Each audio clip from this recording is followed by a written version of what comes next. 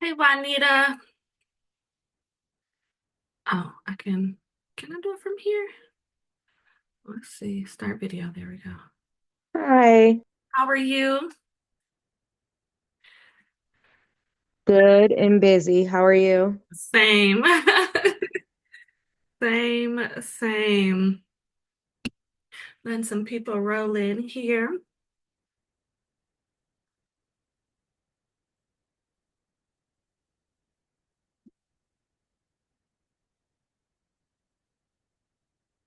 Submit the blanket that you got for Sadiq makes me want to do like a full nursery. I was gonna wait for a while because the room that I'm in can be the nursery or it can remain my home office. And I work from home. Hey, Rachel. And so, but that dang on blanket, I'm like, and it just goes with the theme, like of what I've already collected, like the little jungle theme. I mean, it was just perfect. It was I'm just, glad it worked out. oh my goodness, it's so like so divinely perfect. And I'm just like, oh my goodness, it goes with everything. I already got this big old giraffe that I've been keeping for years now. And again, just like jungle stuff, animals, and like all the things. So I'm just like, oh my goodness, I just want to put it together. But then where am I gonna work from? I know when I saw the blanket, I was like, oh my gosh, it's so cute. I was like, I have to get it. And it was like the perfect colors. It was like neutral. hmm So it goes with a lot of stuff. hmm It was perfect. All right. Do y'all both have your books this week? Did y'all end up grabbing them? No, ma'am. Okay, which is fine. Still gonna learn a lot, talk about it a lot, still can contribute again. But I just, like I say at the beginning of everyone, this book club meeting can't go over everything. And you're gonna want this as a resource in your arsenal on your bookshelf. So, and you can get it for free. So make sure to grab it. If you have not, you don't have a timeline, like so you can get it whenever it's convenient for you. Yeah, so I have the book. This is Rachel. I have the book, but I just have not been able to dig into it yet. hmm Okay. Well, I'm glad you're still here because again, you're gonna get a lot out of what we go over tonight. Um, so let's jump right in so we can have the most amount of time together. Hey, Shakira. So y'all already know me. This is the location where you can pick up your book if you have not picked it up yet. Thousand Families of Color. Shout out to them. We went over that last week and I already asked you if y'all grabbed y'all books yet or not. And so, as we know, we are meeting on Tuesdays at 7 p.m. We've already did April 1st for session one. Tonight is April 8th. And then we're going to have our third session April 15th at 7 p.m. Eastern Standard Time on Zoom. So make sure you be there because you're going to want to, complete all of it, right? So last week we talked about getting to know financial wholeness, budgeting, and also savings. And that was a really good session. I sent out the replay link. Give me a one in the comments if you received the replay link via email, either in the book club's app or through like an email from me from your Pretty Pennies. I did send those out the next day, I believe. Okay, I see somebody. Perfect. Somebody said they got the replay. So remember, those don't come down. I keep those, so I private them on my YouTube channel and I just put them as unlisted so where like people on my YouTube channel can't see them because this is a confidential group. But that link allows you to go back, even if it's 6 months from now, right? If you want a refresher, or if you want to listen to something and kind of go through the book all over again, and you want these workshops, and let's say, for example, I'm not doing it at that time, those links are available. Okay, so they don't expire. So, session two tonight, we're going to be talking about digging out of debt. We're going to talk about credit scores, increasing our income, and retirement and wealth building. Okay, and then next week we'll be talking about chapters 8 through 11, which is going to be like insurance policies that we should have to kind of cover us from any financial calamities, increasing our net worth, and that's different than increasing our income, right? So in chapter 5, we're going to be talking about increasing our income, which is like our day-to-day, how much we get paid at our job, how much we're getting paid with our side business or our full-time business or something like that. Increasing your net worth is increasing the amount of assets you have, things that are paying you month after month, increasing your cash flow and decreasing your liabilities. So that's a little bit different. And I'm excited about that one because that is one of my favorite topics to talk about recently. And then chapter 10, we're going to be talking about financial professionals or your money team. So things like, do you need an estate planner? Do you need a certified financial planner? Do you need a public accountant for your business taxes? Or are you behind on your personal taxes and need a financial tax preparer? Do you need a financial coach like me to work one-on-one with, right? Trying to see, do you need a realtor? Right? Some people are ready to buy a home. So kind of identifying what do you need and what professional you need to kind of help you move the needle in your financial journey. And then lastly, we'll talk about chapter 11 and we'll talk about estate planning and leaving a legacy. All right. So tonight we're talking about session 2, chapters 4 through 7. Remember, as you read this book and as we go over it, there's a plan, the do, and the review. Okay. The plan is the overview of the chapter. The do is the action steps to take. The review is summary what you've read. And so what I do is on my slides, I kind of pull out some of the do's, the action steps, and I kind of talk about it in a little bit more in depth as a financial coach. But when you go through it on your own, remember not to be intimidated, all right? All right, so chapter 4, digging yourself out of debt. Let me set myself up here. There we go. And I'm gonna put my little chat box over here. Chapter 4, the overview or what the purpose is to identify the best plan for you to pay down your debt, then automate the process, okay? And it's the do. Identify your debt, restructure your debt, choose a pay down plan. There we go. And number 4, automate the pay down plan. All right. So that is what she's talking about in chapter 4, identifying our debts, restructuring our debts, choosing a pay down plan, automating the pay down plan. So give me the 1 in the comments if you are debt free. Give me a 2 in the comments if you have debt. 1 if you're debt free, 2 if you have debt. Shout out to Juanita for being debt free. Shakira 2.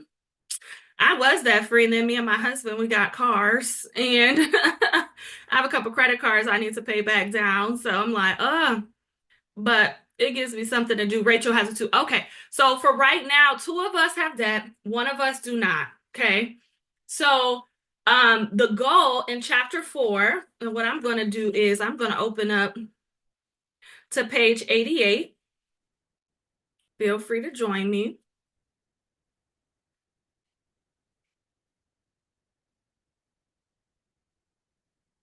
It's identify your debt, okay? So when she talks about identifying your debt, she's breaking down what you need to do. Name the debt, amount owed, minimum payment due, the interest that you have on it, the due date, okay? Now, it's funny because y'all know I created the Ultimate Financial Planner years before she even put out this book. Years before Tiffany Alicia wrote the Getting Good with Money book, I created this which would helped me create my debt repayment plan and help me create my financial plan, right? Right in the front, you have a debt repayment plan. Okay. And for those of you that's working one-on-one with me, you have this digitally, so you have an even better advantage. Okay. And guess what? It gives you a whole table where it asks you the company name, interest rate, current balance, minimum payment amount, disposable income amount that you have to go towards it, total monthly payment, and you can check it off when it's paid in full. So when I tell you, even though I don't even know this woman, our products work hand in hand because the financial principles are exactly what they are. They don't change, they stay the same, right? And if you execute them, you too can become debt free. Okay. So I wanted to point that out. Then she talks about restructuring your debt on page 97. This is really important for if you have credit card debt, right? So if you have credit card debt and you have decent credit, you can do what is called a balance transfer to a 0% interest credit card for 18 months or something like that. Will give you time to pay down your credit card in full with a low interest rate, right? Because 9 times out of 10, if you have a credit card, whether you're watching here or watching the replay, whether you're watching live or the replay, if you have a credit card, the rates right now are close to 30%. Do you hear me? Close to 30% right now. And so if you want to restructure your debt and say, hey, if my credit is good, you're not going to be able to get there, take advantage of this 9 times out of 10 to get either a personal loan or a credit card with 0% interest to roll it over. Don't utilize it. We're not utilizing it again, right? We've already created our budget. We already put some money to the savings to the side. We don't need to use the credit card. We want to pay down the credit card, right? And so she talks about that. So she talks about getting a 0% interest credit card or getting a personal loan, okay? Number 3 is choose a pay down plan. And so she talks about the debt snowball method versus the debt avalanche, or you can do a combination of both, like I did. So I really enjoy or really advise the debt snowball method if you have items that you are paying down that's not necessarily credit cards that don't have a super high interest rate. So if it's student loans, right? And they're all the same. You know how like if you log into your student loan account and they break out the student loans, give me a 3 in the comments if you understand what I'm saying, where even though it's under one account, they give you a total balance, but if you kind of look further, it might be 6 mini loans that you've taken out of the course of your college career, and you can choose which one that you pay, or you can pay on all of them. Right. So oftentimes you can go into the back end of your credit, if your student loan account, and say, okay, I want to do the debt snowball method where I choose the smallest, they're all the same interest rate, right? They're all 6%, or they might be 3%, or whatever the amount that you locked in at the time. The only thing that's different is the balances. And so the debt snowball method allows you to choose the smallest balance first, pay that off, and then goes to the next smallest, pay that off, all the way from smallest to largest. This allows some motivation, some quick wins. It feels like, you know, if you like me and you like checking boxes and highlighting stuff and checking stuff off your list, I really love that aspect of the debt snowball, right? However, if you have a lot of credit card debt or high interest debt, right, where you have a big interest rate on something that's not like you typically with a personal loan, with an auto loan, with student loans, you can organize those into a debt snowball, okay?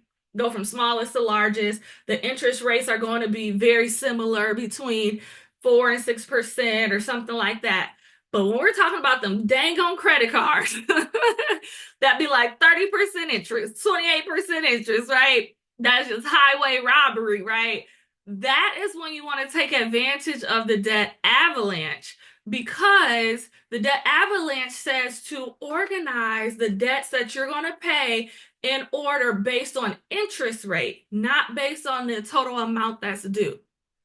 That way, over the period of time, you can pay off the highest interest rate credit card first and pay less over time. Now, do you get those quick wins? Do you get to check the boxes fast? No. But remember, like we talked about last week, the quicker, the more you take as far as expenses out of your budget, even if it's just temporarily, the less you spend. And what we're going to talk about in chapter 5, the more you increase your income, the faster it can go. Okay. The more money you'll have to put towards that debt avalanche or that debt snowball. Give me a 1 in the comments if that makes sense.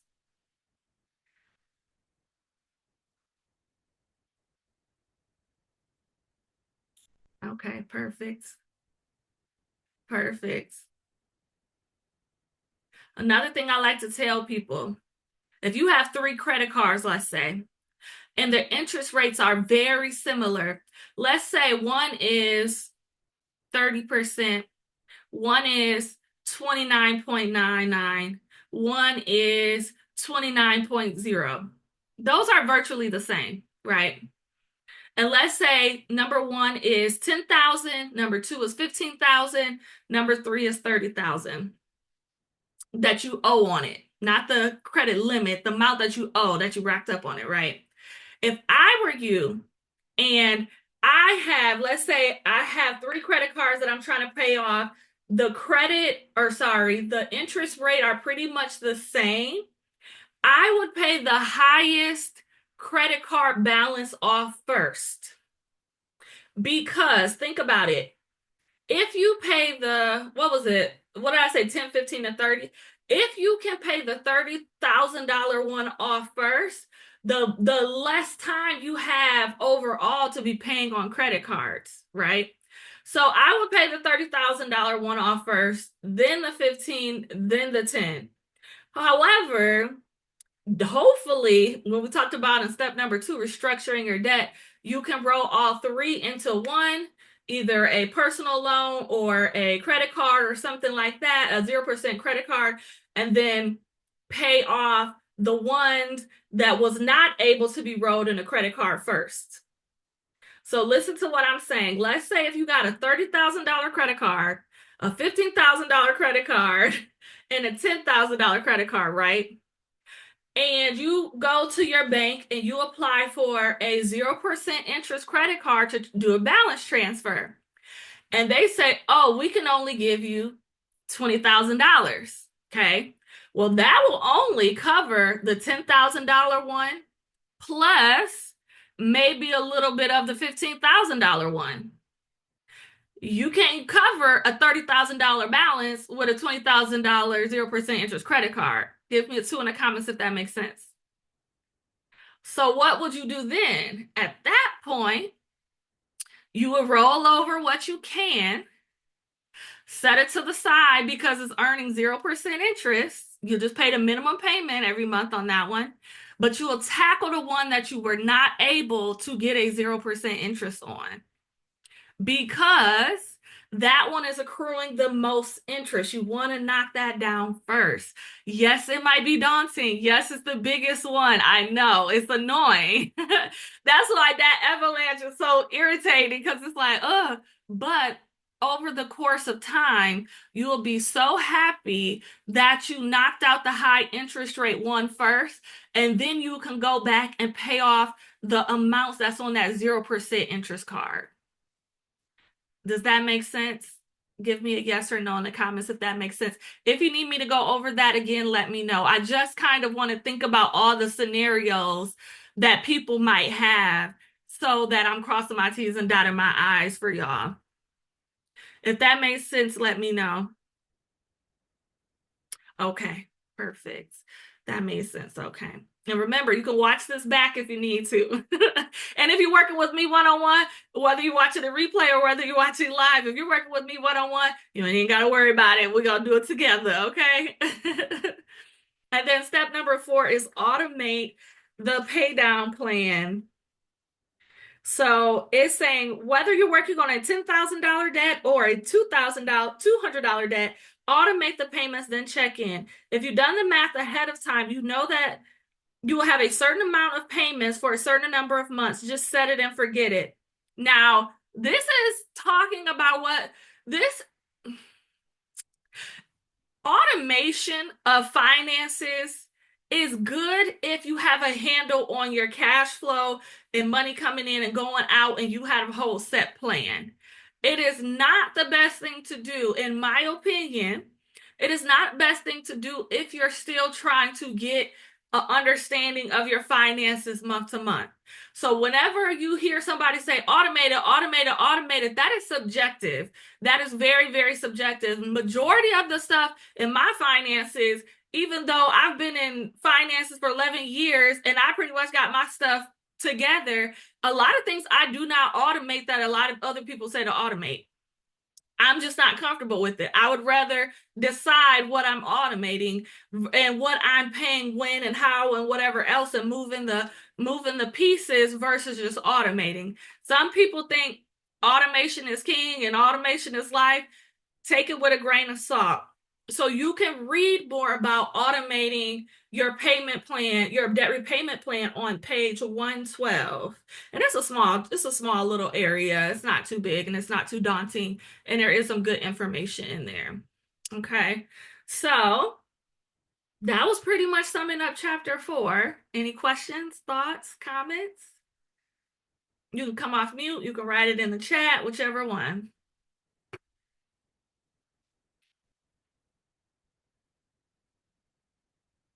That one's usually very straightforward.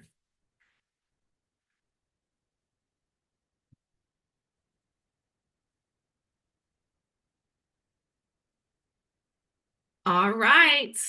Chapter 5, if nobody have any questions. Chapter 5, credit score. All right. And this is another thing I tell my people to take with a grain of salt, because remember, credit and your credit score is how well you borrow money. It's not how well you manage money. Okay. I think it's important to understand, how to maneuver in a capitalistic society that focuses on credit, and they put a lot of stipulations and a lot of things tied up with their credit score. So I think it's important to understand the ins and outs to learn how to play the game, right? However, I don't suggest people to use this as a gauge to whether or not they're financially successful. In my opinion, how much money you have in your savings account, how well you're building up your income streams every month, how well you're managing your expenses and not overspending, how well you are hitting your investment goals, how much money you have saved for retirement. Do you have your insurance policies in place? Are they covering you appropriately? All those things are conducive to a financial plan more than a credit score. When you have a high credit score, the only advantage virtually that you have with a high credit score is you're able to borrow money at a better rate, right? Think about it. With a 740 or higher credit score, you can get a mortgage maybe at a better interest rate, right? You can get an auto loan at a better interest rate.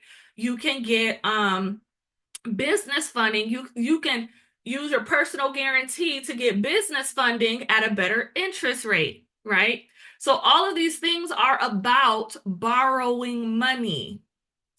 None of it is saying, hey, I suck at borrowing money, but I got $20,000 in the bank. Can I buy this house? They're going to say no, because your credit score sucks. They don't care how much income you have coming in, right? They don't care how little expenses you have going out. If that credit score and your credit report is not showing what they deem is worthy of borrowing money, that's it. Okay. And so when you think about your credit score, you want to think about it as a part of your financial plan, and think about when you're trying to utilize it and what for. Okay. So again, the examples that I gave was if you're trying to buy a mortgage, right? Or trying to secure a mortgage for your first home. Or if you're trying to get a mortgage or a land contract and you need money for funding to get a land and build, right? Or if you want to finance a car. So I just got a car in July and I did not have the $30,000 it cost to get the car. So I financed it with the goal of paying it down super fast like I did my other two. I paid both of them down within a year, right? Before I was thinking about getting a car and financing a car, I didn't put too much stock into my credit score because I wasn't utilizing it. And as we know, credit scores fluctuate from month to month depending on what you're doing. So unless you are planning on using your credit for something, this is not what you're supposed to be focusing on all day, every day.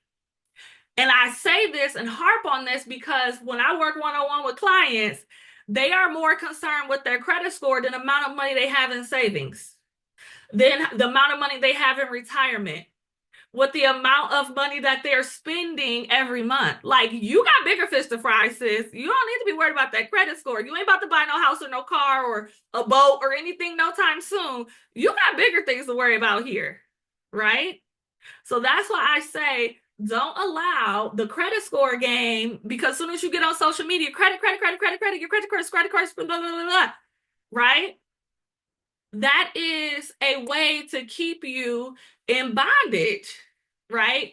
You can utilize your credit to be a tool, or it can keep you trapped.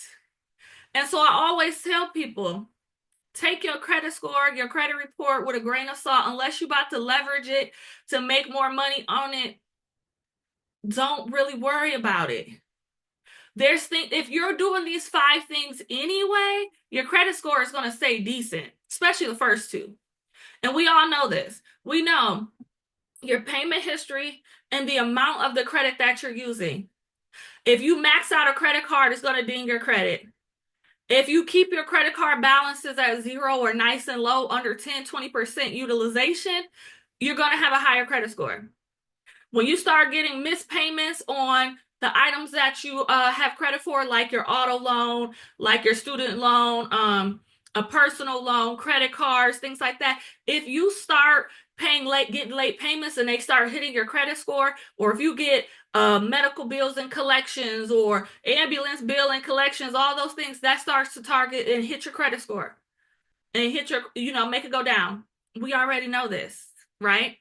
But if you are managing money well and you putting the credit score out of your mind and you're paying your bills on time anyway, you're paying down your credit cards anyway, right? You're not maxing out your credit cards anyway. You're not applying for a bunch of credit every other day anyway. You automatically are going to maintain a great credit score. Give me a 1 in the comments if that makes sense.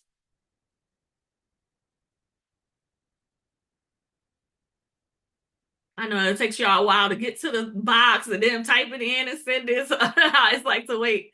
Great job. Okay, perfect. Perfect. Any questions about that? Any questions about that?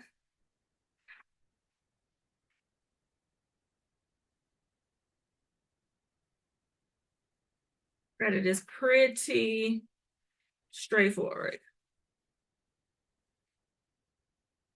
Okay, we are at 7:30 and we're halfway through, so we are making good time. So we're going to move on to chapter 6.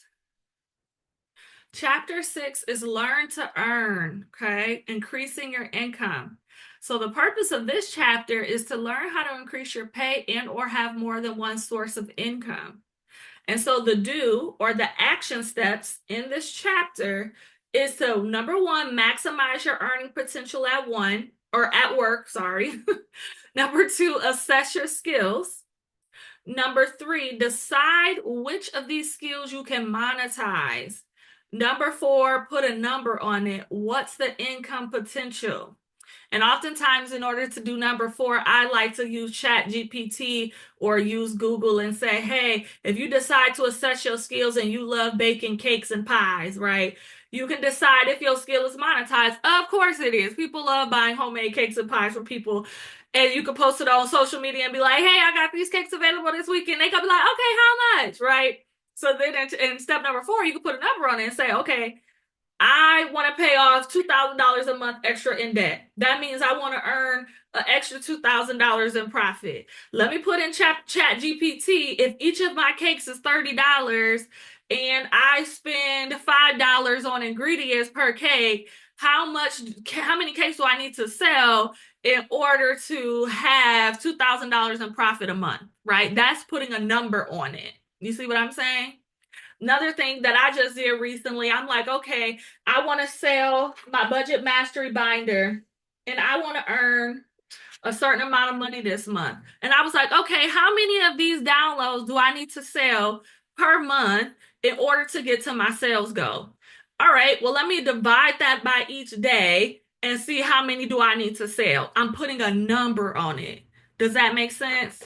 So come off mute. Let's chat about it. This is like a section I really do like to talk about. And think about, like, do you have more than one income stream?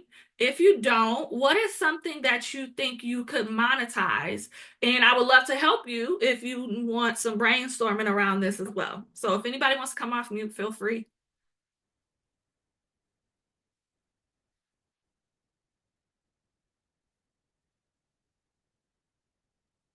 Don't be shy. Well, let me ask you, just who here, give me a 1 in the comments if you have a 9 to 5. Give me a 1 if you have a 9 to 5. Okay.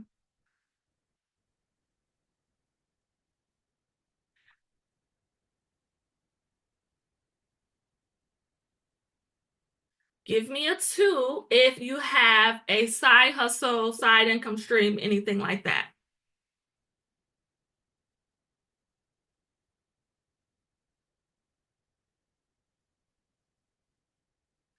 One person said kind of.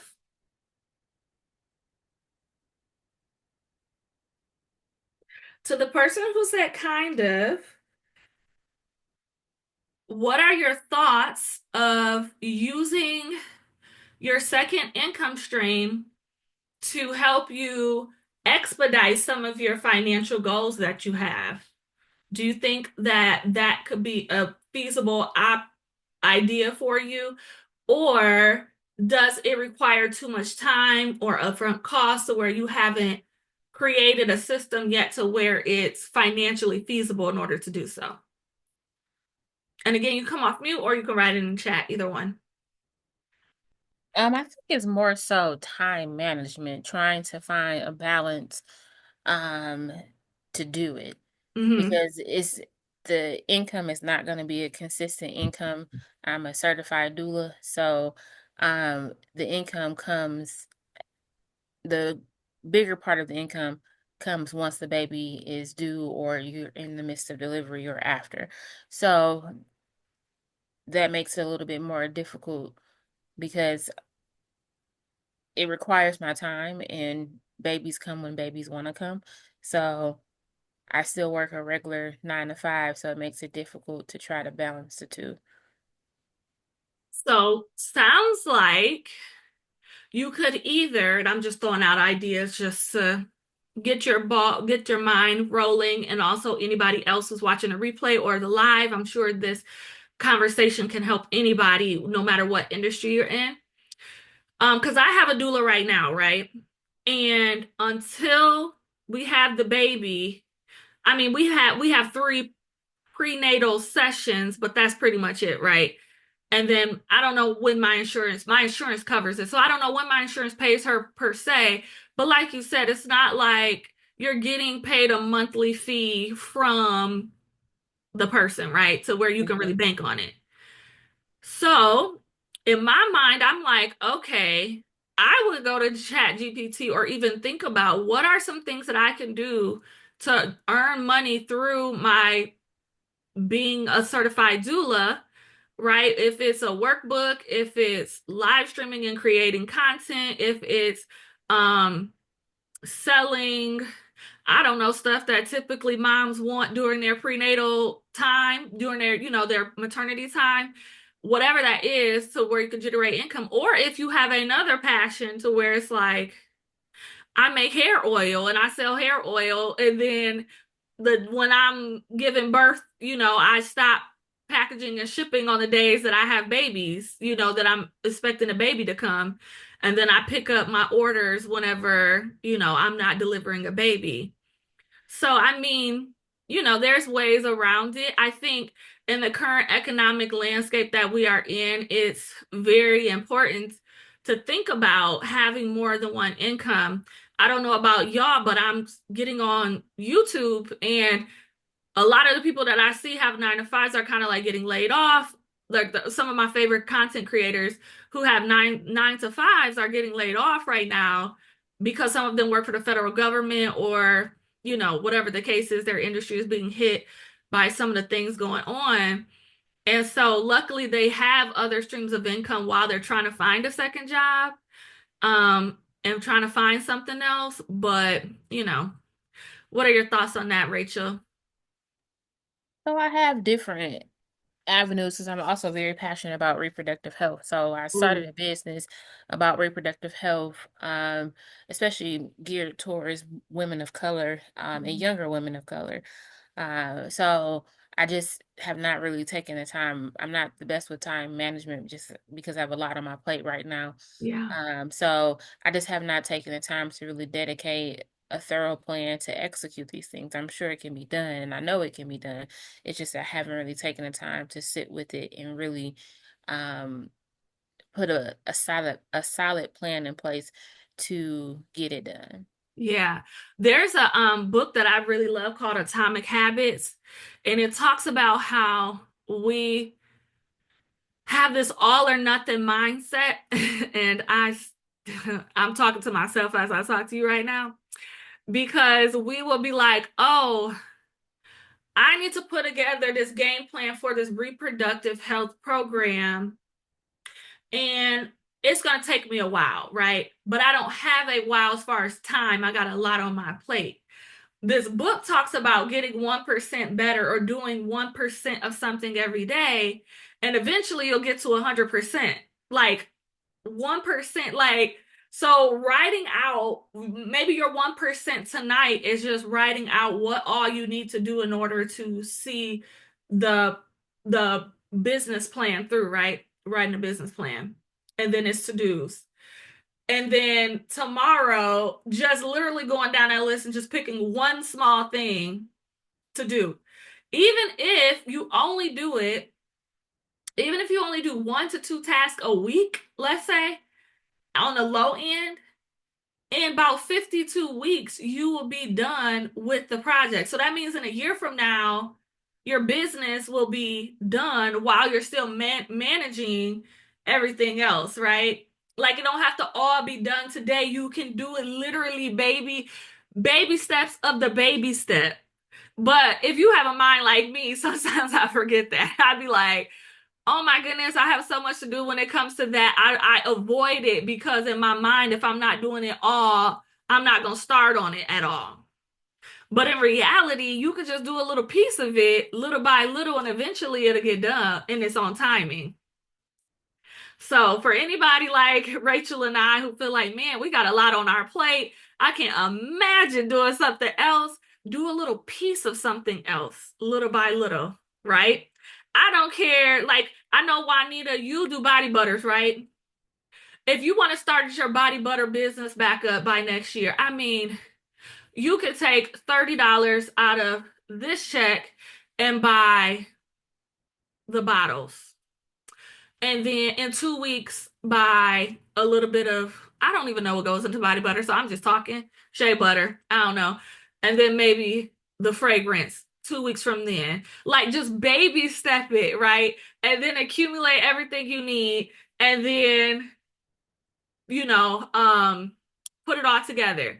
And then do it all over again, baby step it. And then when by the time the holiday come, you have all this inventory to sell, and you can sell at vendor events, craft shows, people that, we know at our church, people at your job, like, you have inventory built up, right? But the thought of doing inventory and like building up your inventory in one weekend, That sounds overwhelming, right? But building up your inventory slowly but surely over the course of 6 months, that's going to pass anyway, right? That's going to pass anyway. And even if you start creating your inventory, you could be telling people left and little people here and there and say, hey, by the way, I got this on hand, I got that on hand. They might buy a couple of them from you and you can make your money back, use that money to roll into making inventory. Like, we I know for me, and I'll speak for myself, I have this very all or nothing mindset. And I'm like, no, that book taught you to get 1% better every day. 1% better. Even he talks about working out too. It could be something as simple as exercising. Like, you don't have to do a 45-minute workout every day. You can do a 5-minute workout and you will still get results over the course of time. Will you get it as fast as if you did 45 minutes workouts every day? No. But those sit-ups still count for something. Those push-ups still count for something. Walking 5 minutes on a treadmill counts for something. You don't have to be full-fledged all the time, right? And it takes the what do you call that? What's the word? Come on, baby brain. I hate that I can't remember words right now. It takes the it's not fear, it's the dauntingness out of it. I don't even know if that's a word. But you know how like you dread something because you like, man, that's gonna be a crazy workout. I'm gonna be sore, I'm gonna be this, I'm gonna be that. Who told you gotta do the full workout? Why couldn't you do 2 minutes of it? 2 minutes a day over the course of 7 days, that's 14 minutes. You're going to get results from 14 minutes. You're not gonna get results from 0 minutes. But you'll get results from 14 minutes multiplied by every week, right? Getting on your treadmill for 5 minutes is a lot more feasible to the brain to say, oh yeah, I can do that, than try to be on a treadmill for an hour. You ain't worked out in 8 months and you're like, okay, I'm gonna get on the treadmill and run for 30 minutes. Girl, no, you ain't. But if you just tell yourself, I'm gonna get on my walking pad and walk for 5 minutes, and then let those small things compound over time, because the time is going to pass anyway. The time is going to pass anyway, right? Build up that inventory slowly. The time is going to pass anyway. Write that business plan. Write that grant for the funding for your reproductive health business or program. The time is going to pass anyway, right? The time is going to pass anyway. So I'm just even thinking that by myself, because I'm like, oh my goodness, if I can't create this type of content, girl, create something. Even if you put out one video, little 5-second video a day, Tara. Like, the time is going to pass anyway, and those little videos are going to compound. Period. So I hope my TED Talk today was enlightening. I don't know where all that came from, but I do think, again, more than what we're concerned about a credit score, we need to be concerned about this, right? Because the more income that we have coming in and the less expenses we have going out, the faster we can build our savings, the faster we can become debt free, the faster we can fund our business, the faster we can save for retirement, the faster we can create a travel fund, whatever it is that we want to do. It expedites our process. All right. So that's it for chapter 6. Any questions, thoughts, comments on the getting 1% better versus having this all or nothing mindset?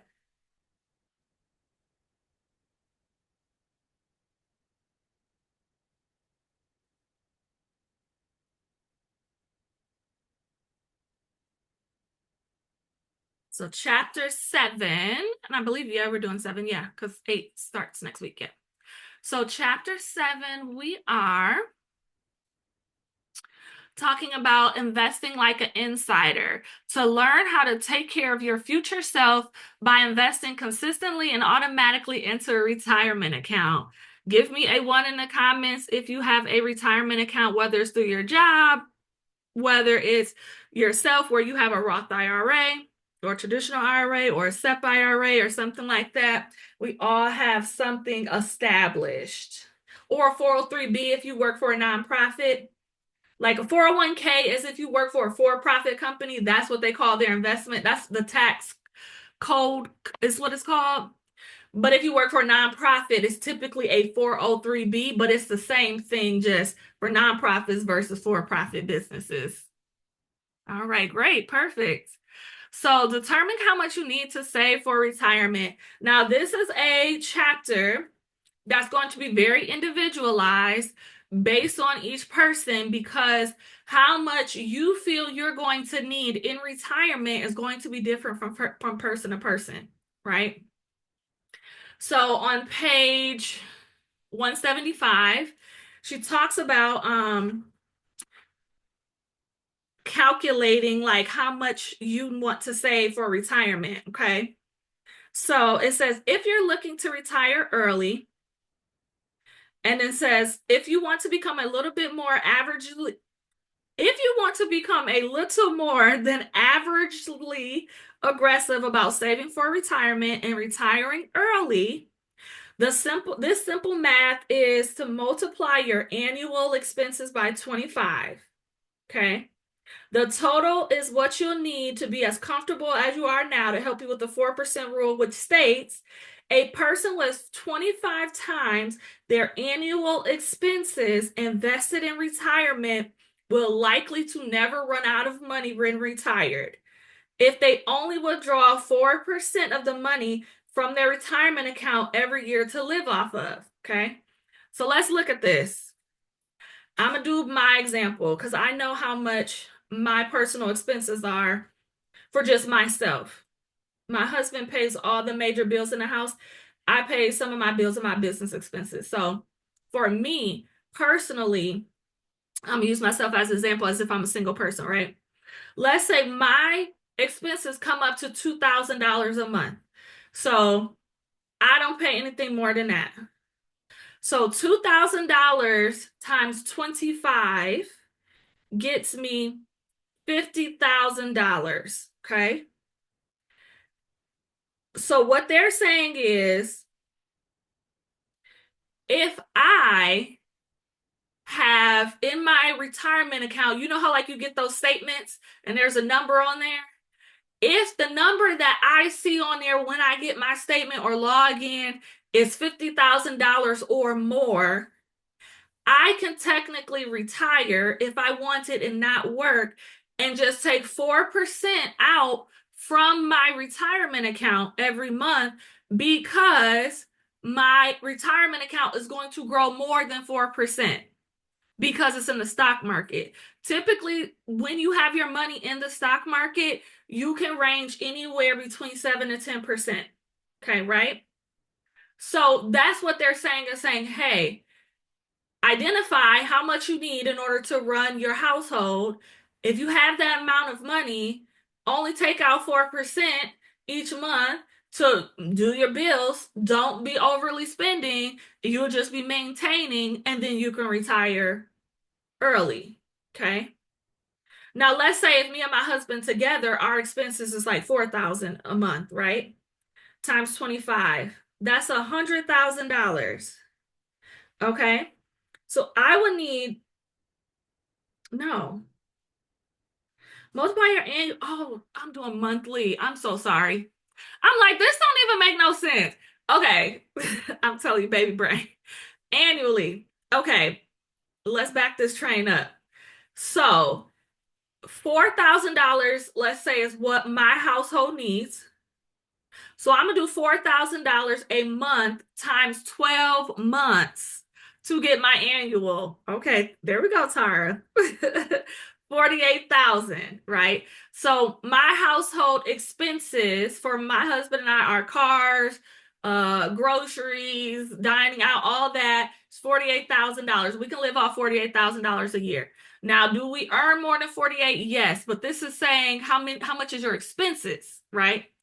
So 48,000 times 25. This is more like it. $1,200,000 is what, if we see that amount of money in our retirement account, or between both of them, because I have one, he has one. So let's say between the both of our retirement accounts, if we have $1,200,000 in our accounts, we can retire. Okay. Do we have that? No. I'm gonna tell you that right now. No, we don't. So that is not feasible. But they're saying if you want to get super aggressive, pay down all your debt, cut your living expenses, and just put a bunch of money in your retirement. Because remember, inside of retirement accounts, your money is being invested in the stock market and growing and compounding. That's how your money is growing for you. And then if you have a match with your company, they're putting extra money in there too, right? So basically, the more money you put in there, the faster it grows.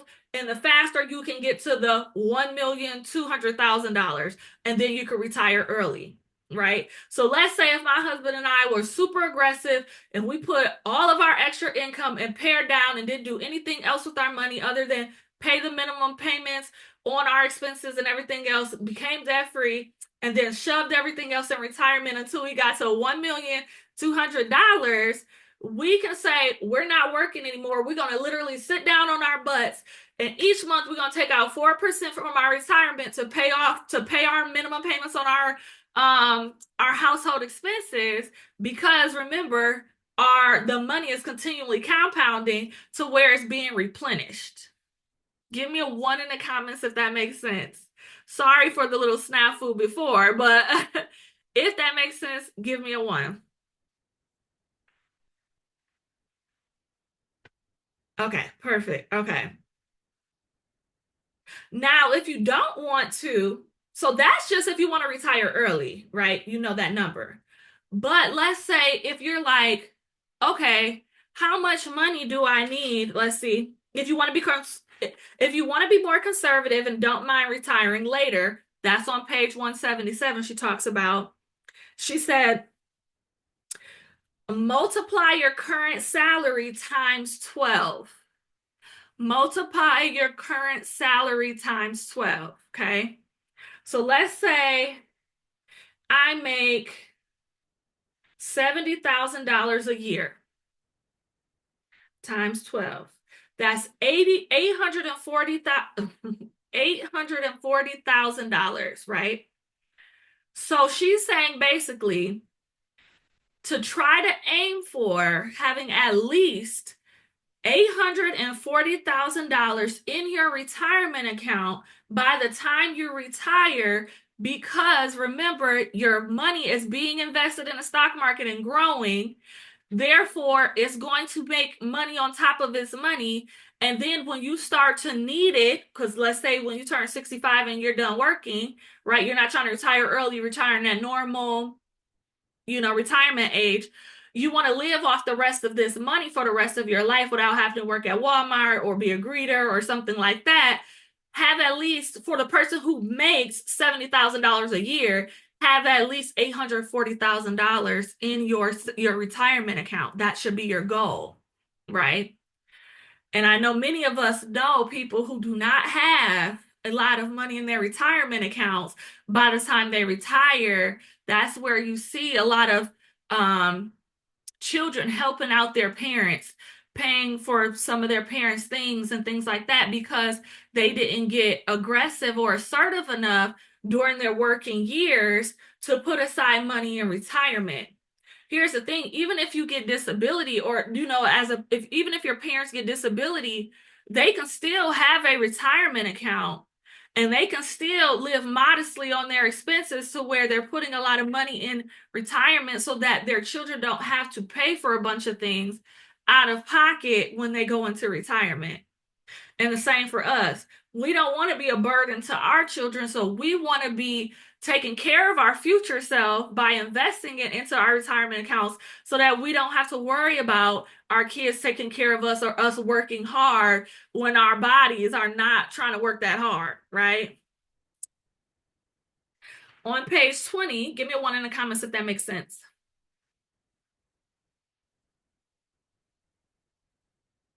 Perfect. And on page 20, it talks about choosing your investment mix, asset allocation mix. She goes over that. And then also, and the reason why she goes over that, because I don't know if a lot of people know this, but again, inside of your 401k, inside of your Roth IRA, whatever it is, 403b, your money is being invested in the stock market. So you get to choose what index funds they're in, what mutual funds they're in, how fast or slow they're growing, all of those things, how much, if you want more of a risk, if you want less of a risk, all of those different things you can choose. You don't have to just do the normal settings that your company offers. You get to choose, okay? And she talks about what to do, what age you are, what's the advantages of different things. So that's why I said this book is such a gem, because it has information on the little nuances of stuff that most people don't talk about. Okay. And then step number 4 is to set up automation and limit your withdrawals and loans as much as humanly possible. Because again, when you start withdrawing money out of these retirement accounts, especially before the age 65, you get hit with a little penalty amount, right? And you have to start paying taxes depending on if your retirement account is growing tax free or if it's tax deferred. If it's taxed already upfront or it's tax deferred, you could start having to pay a little bit more in taxes at the end of the year and things like that, which is not too bad. Don't let it discourage you. Don't let that discourage you from using your retirement account. If you retire early, just make a plan to where it all still gives you a net income in the wash, right? And again, on page 205, it talks about that, right? It really breaks that down really well. So, any questions about retirement? Any questions at all? I do have one question, and I'm not sure that you can answer it, not doubting your math skills. However, my question is when you are pulling money out of your checks for your 401k, is it better to do it post-tax or pre-tax? So, there's people who say both, or either, like you'll hear people on either side of it, right? The way I look at it is I know that I know my income bracket right now because you're taxed based on your current income bracket and how much money you make today if you pull out money, right? So if you get a traditional IRA or the 401k that's at your job or whatever, when you go to take your money out, when you're in retirement and use your money, you're taxed at that rate. For me, my goal personally is to be at a higher tax bracket later than now. So for me, I would rather pay taxes on the money I'm putting into my retirement account today or, this current tax year. You don't have to pay today, right? You pay when your taxes are due at the beginning of the following year. I don't want to confuse you, but I want to be charged based on my current tax bracket than my future one because my goal is to increase my income year after year. Now, there are some people, like my grandmother, who's from the silent generation. She was a single mom, not a single mom, I'm sorry, stay-at-home mom. Her goal was never to increase her net worth or do all these other things. Like, we're two different people, right? Like, very two different people. So, for her to have a traditional IRA or individual retirement account to where she gets taxed on the amount of money that she's bringing in later at retirement was advantageous for her. She didn't have a goal. She wanted her income to stop dropping because that means she wasn't in the workforce. That means she didn't have a business. She wasn't paying herself. She wasn't doing any of that. No, she's ready to just chill and be with her grandchildren and that's it, right? My grandfather worked. She didn't. So for her, the traditional IRA where she gets taxed later was the best route. So if you, and this goes back to your financial plan. What is your plan? Is your plan to have a better income later, like as you progress years from now? Or is it to wane down and be somewhere on the countryside and not having many expenses, but not having many income coming in? Because that's the thing too. Because think about it. If you, let's say person A, let's say it's me versus you, right? If I am a multimillionaire and I have all these assets, but I also have all these liabilities and bills going out and things that I'm managing and kids and this and that and that and this and businesses that I got to pay for and cover. And if the stock market go down, I got to pay for this and that, right? Very complex financial situation.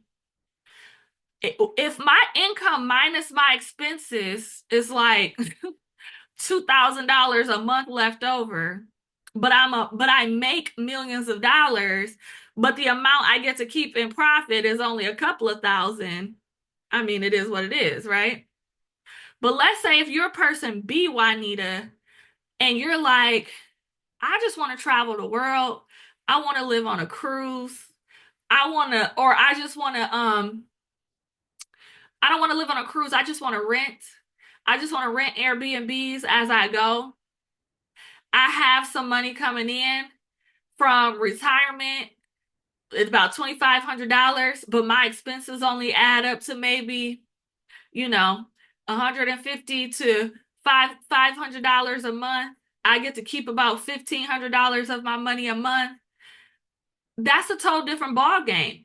You're going to want a traditional IRA to be able to be pulling your money out because your tax bracket has significantly decreased than when you're trying to do it all right now, paying for kids, doing this, doing that. Me, on the other hand, my goal is to continue to increase my income, and from the IRS is going to have a larger taxable income because I have all these businesses and things going on and complex finances and everything else. I'm going to want a Roth IRA where I get taxed in the year that I'm in. Does that make sense? So it's all about your financial goal and what you want, right? All about what you want. My goal is to be speaking, still be world renowned when I'm 50, 60, 70 years old. I don't have a desire to slow down by the time I'm retirement age and my retirement plan matures. My grandmother desired to slow down. So that's why we would have two different financial plans.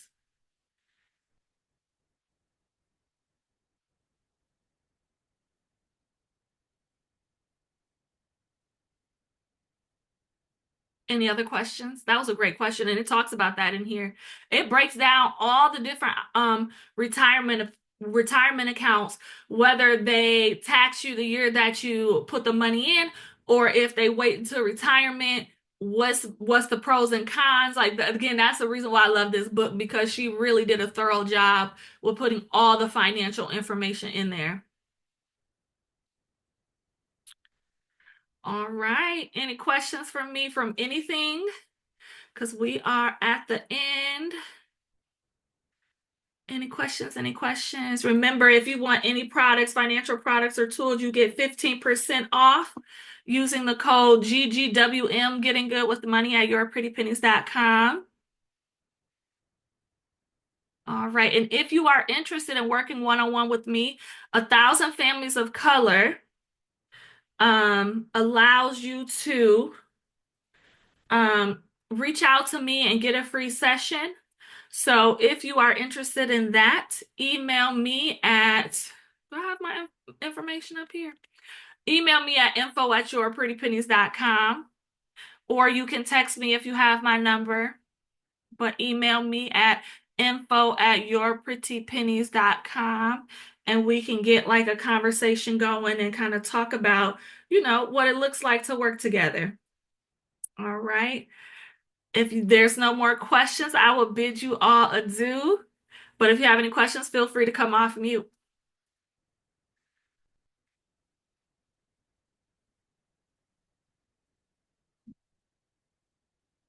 All right, you guys have a good night. I'll talk to you later. Bye.